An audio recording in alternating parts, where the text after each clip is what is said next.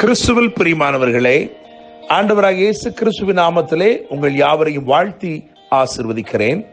இந்த நாளுக்கென்று தேவன் நமக்கு அருளி இருக்கும் ஜீவ வார்த்தை 1 சாமுவேலின் புஸ்தகம் 6ஆம் அதிகாரம் 13ஆம் வசனம். அந்த வசனத்தின் ஒரு பகுதியை நான் உங்களுக்கு வாசிக்கிறேன். அவர்கள் தங்கள் கண்களை ஏறெடுக்கும் போது பெட்டியை கண்டு அதை கண்டதினால் சந்தோஷப்பட்டார்கள். பள்ளத்தாக்கிலே கோதுமை அறுத்து கொண்டிருந்த பெத்சிமேஷின் மக்கள் அறுப்பினாலே உண்டான மகிழ்ச்சியினாலே மகிழ்ந்திருந்த போது அவர்களுக்கு தெரியாமல் அவர்களை தேடி ஒரு ஆச்சரியமும் வந்தது. நான் நம்புகிறேன், விசுவாசிக்கிறேன், இந்த நாள் இரட்டிப்பான மகிழ்ச்சியின் நாள், இந்த நாள் இரட்டிப்பான ஆசீர்வாதத்தின் நாள். மகிழ்ச்சியும் ஆச்சரியமான நன்மையும் இணைந்து உங்கள் வாழ்க்கையிலே இன்றைக்கு தேவன் அருளப் போகிறார். ஒரு அறுப்பின் மகிழ்ச்சியும் ஒரு ஆச்சரியமான நன்மையும் இணைந்து வருவதை நான் பார்க்கிறேன். என கேட்கிற தேவனுடைய பிள்ளைகளே, இதிலே அறுப்பின் மகிழ்ச்சி என்று சொல்வது அவர்கள் பிரயாசத்தினாலே விளைந்த ஒன்று. ஆனால் மற்ற ஒரு நன்மை சொல்லுகிறனே, ஆச்சரியமான நன்மை என்பது அது உண்மையில் தேவ செயல். எனவே நான் நம்புகிறேன், விசுவாசிக்கிறேன், இந்த நாளிலே தேவன் உங்கள் வாழ்க்கையிலே செய்ய போகும் கிரியை நிமித்தமாய் ஒரு ஆச்சரியமான நன்மை உங்களை தேடி வரப்போகிறது. உடன்படிக்கை பெட்டி என்று சொல்லும் போது முன்னாட்களிலே அது தேவ மகிமைக்கு ஒப்பனையாக சொல்லப்பட்ட ஒன்று. பெலிஸ்தர் அதை பிடித்து விட்ட போது, அந்த உடன்படிக்கை பெட்டி சிறைப்பிடித்து கொண்டு போன போது 1 சாமுவேல் 4ஆம் அதிகாரம் 22ஆம் வசனத்திலே இக்கபோத் என்று அதை அழைக்கிற இக்கபோத் என்று பெயரிடப்படுகிறதை பார்க்கிறோம். ஒரு குமாரன் பிறக்கிறான், அவனுக்கு இக்கபோத் என்று பெயரிடுகிறார்கள். காரணம், இஸ்ரவேலை விட்டு மகிமை விலகி போயிற்று என்று சொல்லுகிறார்கள். உண்மையில் அந்நாட்களிலே உடன்படிக்கை பெட்டி என்பது அது இளைப்பாறும் ஸ்தலத்தை தேடி காட்டும்படிக்கு அவர்களுக்கு முன் சென்றது என்று என்னாகமம் 10ஆம் அதிகாரம் 33ஆம் வசனத்தில் எழுதியிருக்கிறது.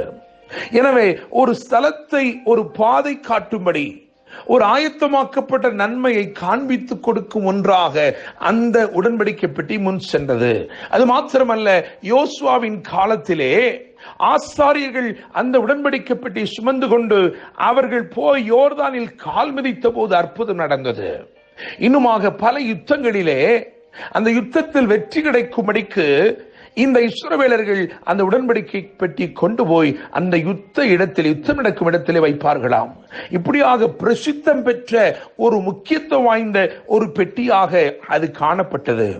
ஆனாலும் அது பிடிபட்டு போன போது, அந்த மகிமை இஸ்ரவேலை விட்டு விலகி போன போது அவர்கள் எல்லாரும் வேதனைப்பட்டார்கள், எல்லாரும் அவர்கள் துக்கப்பட்டார்கள். ஆனால் என்னை கேட்கிற தேவனுடைய பிள்ளைகளே, அந்த மகிமையை, அந்த இஸ்ரவேலுக்கு உரிமையான அந்த நன்மையை தேவன் திரும்பமாய் இஸ்ரவேலுக்கு கொடுத்தார். நான் நம்புகிறேன், விசுவாசிக்கிறேன், உங்களுடைய நன்மை, உங்களுக்கு உரிய ஒரு ஆசீர்வாதம், அது எங்கிருந்தாலும், எங்கு சிறைப்பட்டிருந்தாலும், யாருடைய பிடிகளிலே இருந்தாலும், அது கர்த்தர் சொல்கிறார், அது திரும்பமாய் உங்கள் அண்டைக்கு வந்து சேரும். அது அங்கே இருக்காது, அது அங்கே நிலைத்திராது. அந்த நன்மை உங்களுடைய நன்மையாக இருக்கிறபடினால், அந்த ஆசீர்வாதம் உங்களுடைய ஆசீர்வாதமாக இருக்கிறபடினால், நிச்சயமாக அந்த ஆசீர்வாதமும் அந்த மகிமையும் உங்களுக்கு நேராய் வரும்.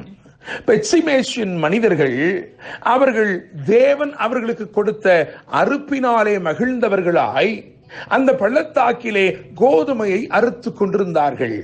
அந்த அறுப்பினால் உண்டான மகிழ்ச்சியினாலே நிறைந்திருந்த அந்த வேளையில் வேதம் சொல்லுகிறது, 1 சாமுவேல் 6ஆம் அதிகாரம் 12ஆம் வசனத்தில் பார்க்கும் பொழுது, அப்பொழுது அந்த பசுக்கள் பெத்சிமேஷுக்கு போகிற வழியிலே செவ்வையாய் போய் வலது இடது பக்கமாய் விலகாமல் பெரும்பாதையான நேர்வழியாக கூப்பிட்டு கொண்டே நடந்தது.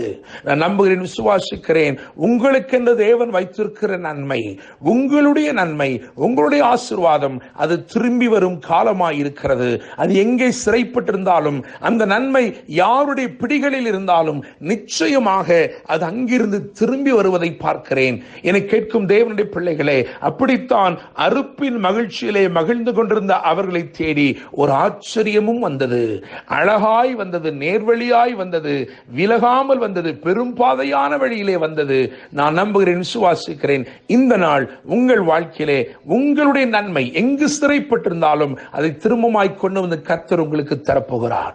ஒரு அறுப்பின் மகிழ்ச்சியும் இருக்கிறது, ஒரு ஆச்சரியமான மகிழ்ச்சியும் இந்த நாளிலே உங்களுக்காய் நியமிக்கப்பட்டிருக்கிறது. நாம் வாசித்த வசனத்துக்கு திரும்பமாய் வருவோம். 1 சாமுவேல் 6:13. அவர்கள் தங்கள் கண்களை ஏறெடுக்கும் போது பெட்டியை கண்டு அதை கண்டதினால் சந்தோஷப்பட்டார்கள். கர்த்தர் தாமே இந்த வார்த்தைகள் மூலமாய் இன்று உங்களை ஆசீர்வதிப்பாராக. என்றும் அன்புடன் pastor Daniel Moses. God bless you.